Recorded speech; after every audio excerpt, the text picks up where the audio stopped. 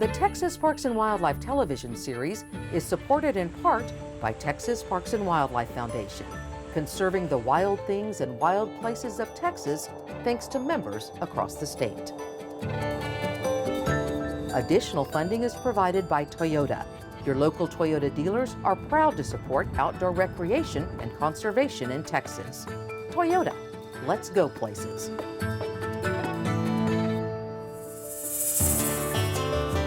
Coming up on Texas Parks and Wildlife.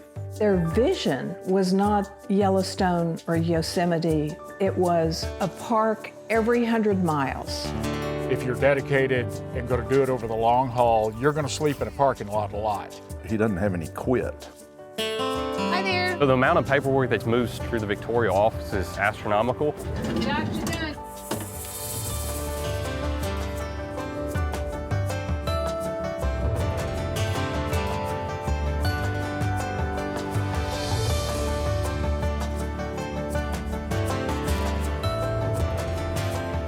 Texas Parks and Wildlife, a television series for all outdoors.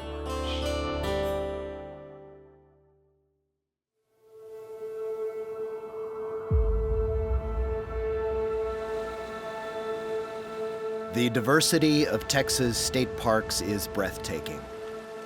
From the cypress swamps of Caddo Lake to the piney forest of East Texas, to the wide expanse of the high desert, to the rugged mountains of Big Bend.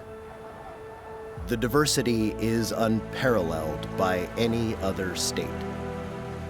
I mean, we have beautiful landscapes. I mean, you think of the biggies like Palo Duro, like Davis Mountains, Indian Lodge at Davis Mountains, or Caddo Lake. I mean, those are spectacular spots. I think the terrain in Texas is as diverse as its people. Texas state parks have been established so long that we feel as though they were always here, just waiting for us to enjoy. But the preservation of these wild spaces was not always a certainty. Before the parks could become a reality, it would take the spirit of a national movement, the efforts of hundreds of men and women, and one of the worst economic disasters in national history to create the state parks as we know them. All these forces would be brought together by the dogged persistence of a quiet attorney from Waco, whose detractors claimed he had never fired a gun or baited a hook in his life.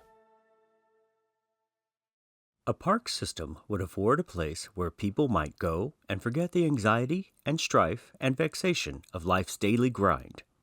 Governor Pat Neff, 1923. In the early part of the 20th century, Texas had no tourist infrastructure. Without hotels, restaurants, and gas stations, motorists simply camped out wherever they stopped at the end of the day. Governor Pat Neff saw an opportunity. His vision was to create a series of wayside stations, building campgrounds for Texans who, like himself, loved to travel by automobile. Their vision was not Yellowstone or Yosemite or Glacier or anything like that. It was small stops along roads where people could rest, picnic, maybe camp. In 1923, Governor Neff persuaded the legislature to create the State Parks Board.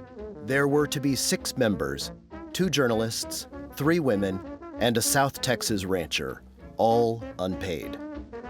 Neff and the newly appointed Parks Board crusaded across the state in an effort to promote his wayside park idea and to solicit donations of land. Following the wishes of his mother, Isabella, Neff and his family set an example by donating a small pecan grove along the Leon River. The small tract of land would eventually grow to become Mother Neff State Park.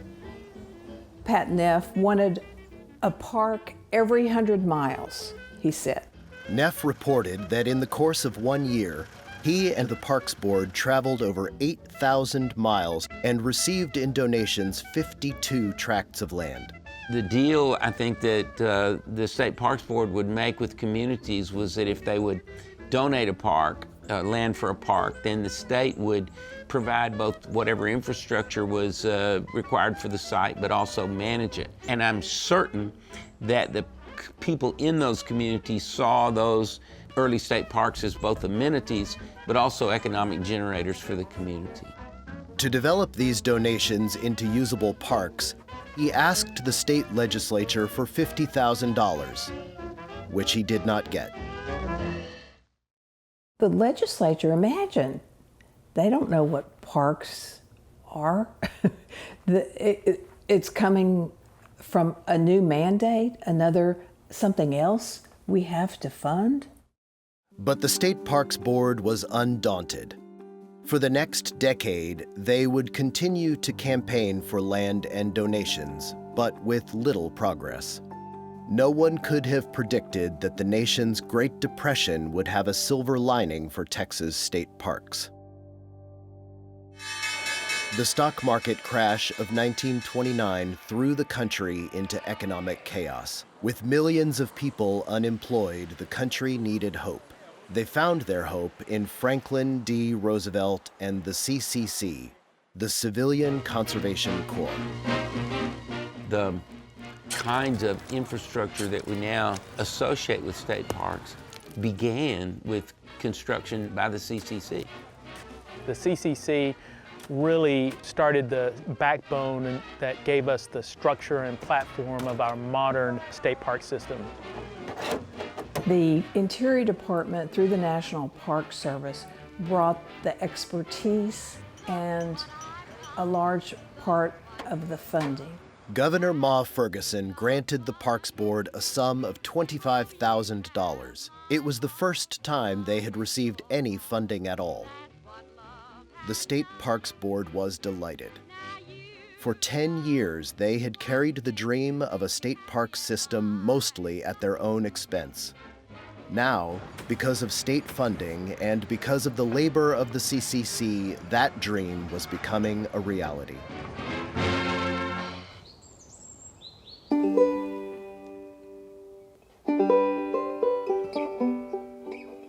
When you go to Palmetto State Park and you see the refectory, when you see the walkways, when you see the culverts and the footbridges, that's all CCC.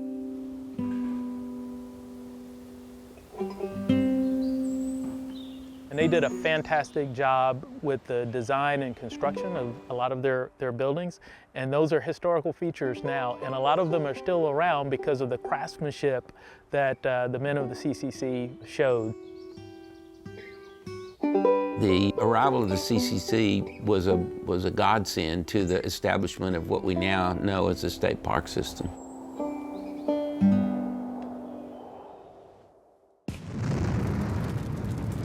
Yesterday, December 7th, 1941, a date which will live in infamy. With the United States' entry into the war, everything changed.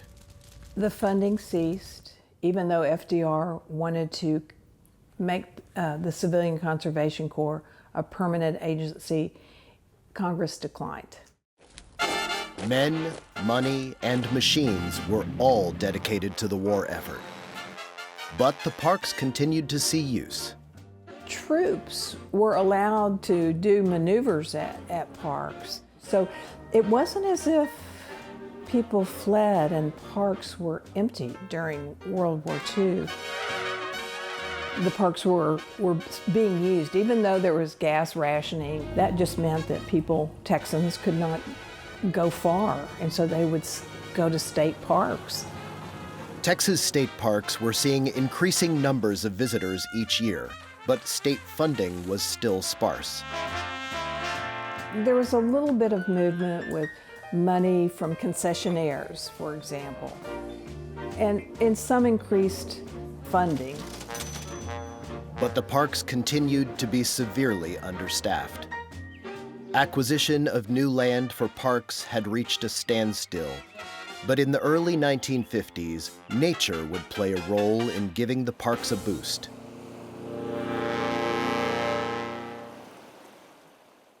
Some say it began as early as 1947. Gradually, lower rainfall combined with record heat thrust 75% of the state into drought conditions. It would become known as the Drought of Record. What we did after the Drought of Record, which was comparable to the Depression in terms of its adverse impact on the life and times of the state, was that we went out and we built about 200 reservoirs across the state during the 50s and the 60s and the 70s. Many of those reservoirs were also developed as recreation areas through the establishment of state parks. And so the next major era was the establishment of state parks in places like Lake Ray Roberts and others across the state. Although the State Parks Board had been around for 40 years, it still struggled with funding, was still understaffed, and was described by then-Governor John Connally as being sick to the point of dying. To solve this, Connally merged the State Parks Board and the Game and Fish Commission. On August 23, 1963, the Texas Parks and Wildlife Department was officially created. Connally then took on the task of solving the ever-present problem of funding. One of the things that John Connally did as governor was to spearhead efforts to establish the only bond issue that Texans have ever passed for the purpose of purchasing and establishing state parks. In addition, the state legislature implemented a tax on cigarette sales, which would go directly to the state parks. And that, to me, ushered in what we know as the golden era. Many of the state's most beloved parks were developed during this time. Between 1963 and 1988, the department developed more than 70 parks and historical sites. This is Garner State Park. May I help you? In the 1990s, technology began to play a significant role in the management of the parks. Perhaps one of the major innovations that occurred during the 1990s in state parks that enhanced the ability of average citizens to use them is the establishment of the electronic reservation system. In the past, you show up at a park, we got as many people in as we could get in, but what we discovered is that that can have a detrimental impact on the ecosystem. So we really had to start to balance how many people that were coming to the park with preserving the natural habitat, but also preserving the visitor experience. As Texans became more environmentally aware, the focus on land acquisition by the Texas Parks and Wildlife Department also expanded. Up until the mid-70s, parks has been largely considered primarily for outdoor recreation. And so we began in that time to acquire areas that were primarily set aside for their natural resources. Texas Parks and Wildlife continues its mission to acquire, develop, and preserve tracts of land throughout the state. Several new parks are scheduled to open in the coming years. One park on the cusp of opening is the wild and pristine Powderhorn Ranch. Well, I think Powderhorn is an important piece of our inventory for the state park system because it provides recreational opportunity in an ecosystem that we don't have very much of. We're thinking about overnight camping. Park planners will incorporate everything they have learned over the past 100 years to find the best balance of park access and habitat conservation. This coastal area is very beautiful and it provides a lot of habitat, a lot of natural resources that people will enjoy for a long time. So it's a great addition to add to the diversity of the landscape that we have in the state park system in Texas.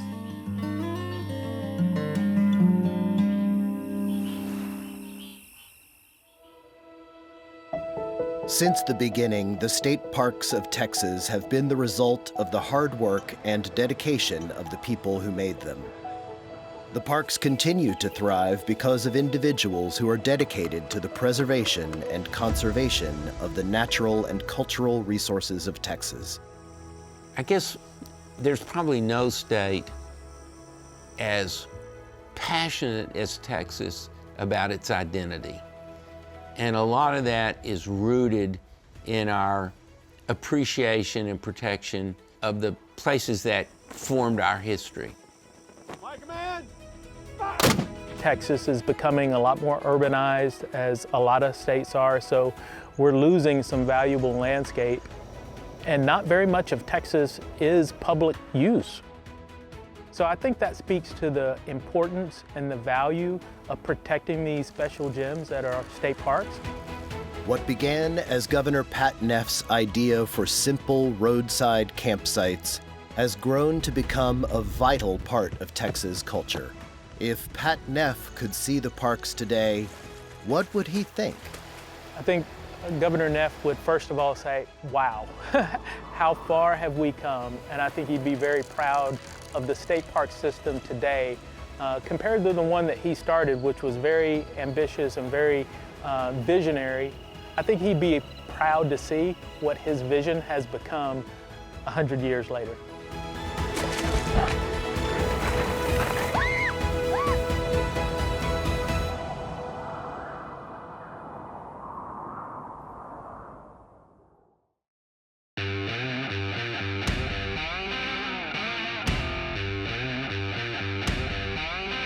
I'm the oldest of 3 boys. I mean, I grew up in a sleeping bag underneath the pine trees. I'd get in an early morning bite and then come to school. I've never had another occupation but competitive angling. So it's carried me, you know, this far. There's good. Yeah, buddy, kicker. My first impression of Gary Klein was at the Bass Pro Shop. He was asleep in the parking lot in his truck, and I saw his truck and I said, wow, that's Gary Klein out there. If you're dedicated and going to do it over the long haul, you're going to sleep in a parking lot a lot. He doesn't have any quit. It's from daylight till dark. He'll look at you and go, well, are you ready to call Uncle? And I'll go, you know, I was ready to call Uncle 2 hours ago. You know, Gary's one of those fishermen, he's cut from a different cloth. You can't just put your finger on one thing for something like that. I mean, if you look at what he did for fishing, he's a big part of the fishing industry. The founder of Major League Fishing, a Hall of Fame member. He was inducted to the National Bass Fishing Hall of Fame in 2019. 12 pounds, 8 ounces, folks, there's your leader right there, and maybe your winner, Gary Klein. These amazing achievements are not the most important thing to him. The most important thing to Gary Klein is to make sure that the next generation of angler gets to experience the same fishing that he has over his entire career. But Gary's never done anything more important than take our military fishing, our wounded warriors, and teach our kids next generation how to fish. They've made so many sacrifices. I've had the opportunity to go to Walter Reed, and it just brings tears to your eyes. And to think about it, that's all they want to talk about is fishing. I'm very humbled that they kind of let me in their brotherhood. Bass Brigade is part of the Texas Brigade's system of camps for high school age students. Gary supports the camp each year as an instructor, as well as providing fishing gear for students to use during the camp and to take home as gifts at the end of camp. So having somebody like Gary involved with Bass Brigades is essential. Gary Klein is fishing the main river channel way up the lake. Gary will tell you that the flipping and pitching technique is not his invention. He learned from a real smart guy a long time ago. Gary perfected that, made a living flipping and pitching. The guys in the Midwest have never been exposed to it, but it was an ace in the hole for me. His name was D. Thomas. And being young and cocky, I walked up and I introduced myself. I said, D, my name's Gary Klein, and one of these days I'm gonna be better than you. Looked me in the eyes, gave me a big old bear hug and sucked me into his chest and looked me in the eyes and said, bring it on, son. This thing he did with MLF, this catch and release type of tournament is just phenomenal. 3 pounds, 6 ounces. I think the survival rate of those fish are head and shoulders above what we do when we put them in the live well for 7 or 8 hours. He's just one of those guys that he puts a lot of things before Gary. What he does for conservation is just unreal in Texas. With Major League Fishing in the catch-weigh immediate release format, there was a big conservation initiative behind that. But Gary wasn't done there.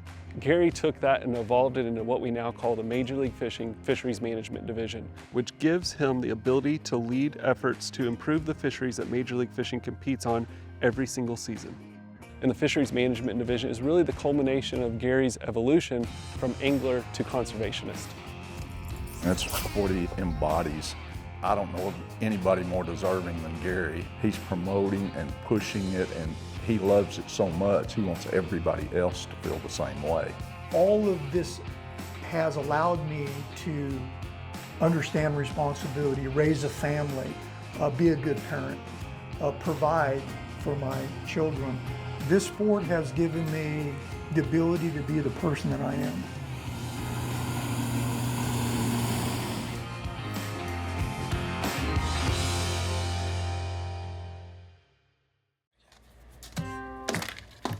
So the local office, what we call here, is going to be called the Victoria Law Enforcement Office. Hello.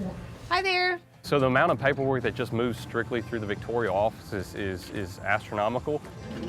Got you done. You are looking at $32. It's probably the third most highest performing office in the state of Texas when it comes to district offices. Brought your paperwork this time, huh? We sell all kinds of licenses, from your sport licenses to your commercial licenses. Recreational license sales. Title boats and motors. Commercial shrimp boat licenses. Renew boat registrations. The list goes on and on. Okay, take care. Bye-bye. Hi, how are you? And then get you a copy of this, okay? Be right back. What is the one adjective that describes this place? The one word that kept coming to my mind was intense. It can be intense. Okay, so you're gonna have a trailer attached to a truck? No. It's a lot of multitasking. So the retail truck dealer license, you're just gonna be selling from your vehicle? Already got that. I just need the bait part. Okay. This feels like the hotbed of crazy. That's more than one word. Well, the one word is crazy. You never know what is gonna happen during the day, you know, and that's kind of keeps you getting up in the mornings. So why not? Okay. Very much. All righty. Take care. So 2 years ago, Parks and Wildlife shut down due to COVID. We were shut down for a good while, and then through the process of reopening, we were one of the only offices within 300 miles of our area that was actually open. The Houston offices were closed, Galveston, Lamarck, Rockport office, Brownsville office, San Antonio office, you know, just throughout the whole thing, they were closed. You know, it was a perfect storm to where we had multiple offices closed, and you had the public that really couldn't do anything else other than get in the outdoors. Boat sales had skyrocketed, motor sales had skyrocketed. It wasn't out of normal for somebody to travel an hour and a half or 2 hours just to come and get their boat registration or boat title that they just purchased. You know, when things shut down, that's a time when people shine, and that's when Rachael stepped up. I came in, put gloves on, put mask on, and kept going. I felt like it was my duty. Okie doke, let me see. So we were pretty much steady, nonstop, and they already have the retail truck dealer license. You know, without Rachael and all of the hard times that we've seen as Texans over the last several years, Do you wanna email that to me? there wouldn't be customers with the satisfaction level that they currently have with Parks and Wildlife. And here's your receipt.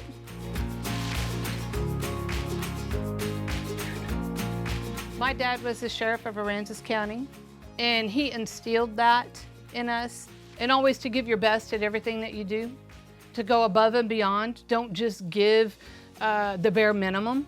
If you're gonna do something, do it full force. I don't want to leave and have this office fall apart because I've worked so hard.